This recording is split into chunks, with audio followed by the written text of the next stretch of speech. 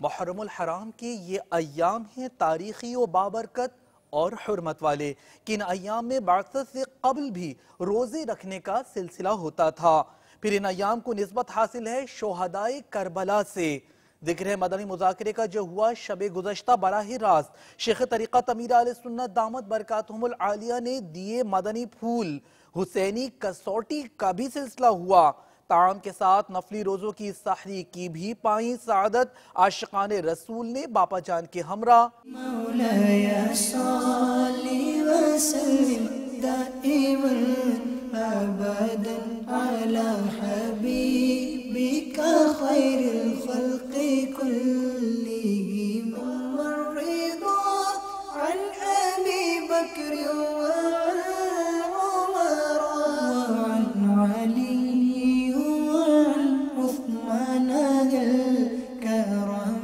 مولاي صل وسلم دائما ابدا على حبيبك خير الخلق كلهم۔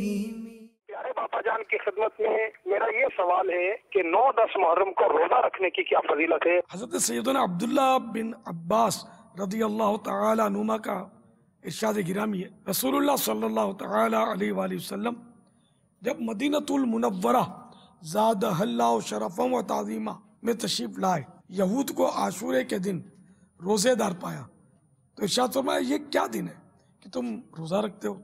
عرض کی یہ عظمت والا دن ہے کہ اس سے موسیٰ علیہ السلام اور ان کی قوم کو اللہ تعالیٰ نے نجات دی اور فرعون اور اس کی قوم کو ڈبو دیا، لہذا موسیٰ علیہ السلام نے بطور شکرانہ اس دن کا روزہ رکھا، تو ہم بھی روزہ رکھتے ہیں۔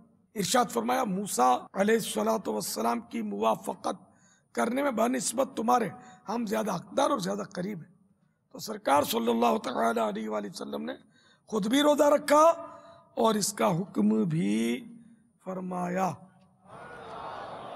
فرمان مصطفیٰ صلی اللہ تعالی علیہ وآلہ وسلم یوم عاشورہ کا روزہ رکھو اور اس میں یہودیوں کی مخالفت کرو، اس سے پہلے یا بعد میں بھی ایک دن کا روزہ رکھو، یعنی عاشورے کا روزہ جب بھی رکھیں تو ساتھ ہی 9ویں یا 11ویں محرم کا روزہ بھی رکھ لینا بہتر ہے۔ محرم الحرام میں دیکھا جاتا ہے کہ بعض لوگ گھر گھر جا کر کھچڑا بنانے کے لیے چندہ کرتے ہیں اور اس بات کی کوئی گارنٹی نہیں ہوتی کہ یہ لوگ کھچڑا بنائیں گے بھی کہ نہیں۔ ایسا کرنا کیسا؟ شہدائے کربلا کے عیسیٰ علیہ السلام کے لیے خوب کھچڑا بنائیں، پکائیں، کھلائیں، جیب میں ہاتھ ڈالیں نا، تو لوگوں کو تڑیاں دے کر، دھمکیاں دے کر، دادا گیریاں کر کے، بلیک میل کر کے تو چندے لیے جاتے ہیں۔ کرنے والے کرتے ہیں، میں سب کرتے ہیں، نعوذ باللہ یہ نہیں کہتا، وہ چندہ نہیں ہوتا، وہ بارہا رشوت ہوتی ہے۔ یہ کیا اس سے اسلام زندہ ہو جائے گا؟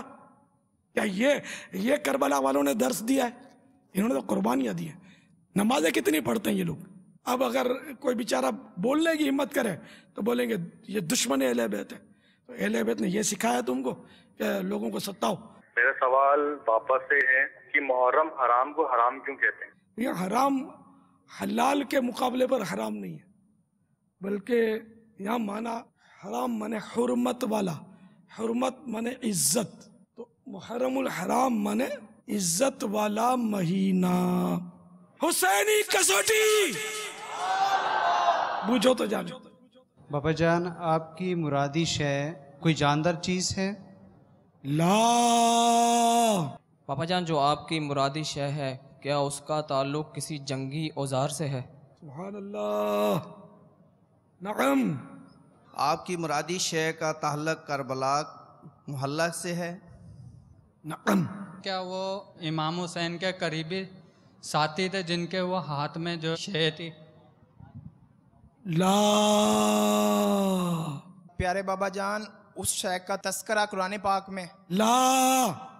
پیارے باپا جان کیا وہ شے حضرت علی رضی اللہ تعالی عنہ سے حضرت امام حسین کو منتقل ہوئی؟ نعم۔ کیا آپ کی مرادی شے حضرت امام حسین رضی اللہ تعالی عنہ کی تلوار ذوالفقار؟ جواب درست ہے۔ مولاي صل وسلم دائما أبدا على حبيبك خير الخلق كلهم مولاي صل وسلم دائما أبدا على حبيبك خير الخلق كلهم نبينا الأمير نهي فلا أحد أبر في قولي لا منه ولا نعم مولاي صل وسلم دائما أبدا على حبيبك خير الخلق كلهم. प्यार देने से तो वकार बढ़ता है. प्यारे आका सल्लल्लाहु तआला अलैहि वसल्लम कितना प्यार देते थे. कोई चुभती बात कह भी दे, हमारा मन सब क्या ये देखते. बहुत पुराना वाकया मुझे बस वो एक जहन में बैठ गया. आशूरे का दिन था और पथराव और फायरिंग की कोई तरकीब थी. अब मैं घर के बालकोनी में खड़ा देख रहा था. लोग भागकर हमारी गली में आ गए. पुलिस की टीम आई पकड़ दकड़ करने के लिए.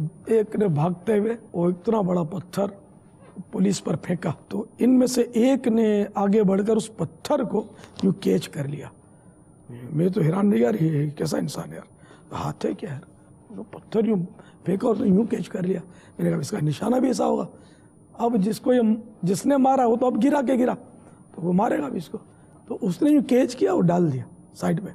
तो अब ये कि मैंने इससे ये सबक लिया कि देखो यार, पत्थर मारा उस छिछोरे बंदे ने जिसने बहुत बड़ा जुर्म किया था, लेकिन इसने पत्थर नहीं मारा. ये पत्थर मारता कानून की गिरफ्त में आ जाता कि तुम्हारा काम पत्थर मारना नहीं है, पत्थर खाकर पत्थर मारना नहीं है, पत्थर मारने वालों को गिरफ्तार करना, उसके साथ कानूनी कार्रवाई करनी. इसी तरह अगर कोई परेशान करता है, बदतमीजी करता है तो ठीक है, वो गलत कर रहा है. हमारा काम जो है ना, ये बदतमीजी का जवाब बदतमीजी से, तो इसमें उसमें हमारे फ़र्क क्या रह गया. तो इसलिए आपको मतलब उनके साथ ऐसा करना है कि वो अपने किए पर नादिम हो जाए. डांटने से नादिम नहीं होगा, जिद पैदा होगी, बुग़्ज़ दिल में बैठेगा, चार आदमियों में बदनामी होगी हमारी. हमारे बुज़ुर्गों का तो ये अखलाक रहा है कि सलाम उस पर के जिसने गालियाँ सुनकर दुआएं दी, सलाम उस पर के जिसने खून के प्यासों को क़बाएं दी, सलाम उस पर के पत्थर खा के जिसने फूल बरसाए. हमें बहरहाल ये कि अपना मनसब समझना चाहिए. अभी बहुत ये सब बातें समझ में आती होंगी, बस समझ में क्या आती, ये पहले से ही समझ में आई हुई होंगी, लेकिन उस वक्त वो गुम जाती है. जब कोई सामने आता ना, तो मज़ा तो ये कि जब कोई सामने आए ऐसा केस, उस वक्त बंदे की घूमे नहीं और ख़ुद को संभालने में कामयाब हो.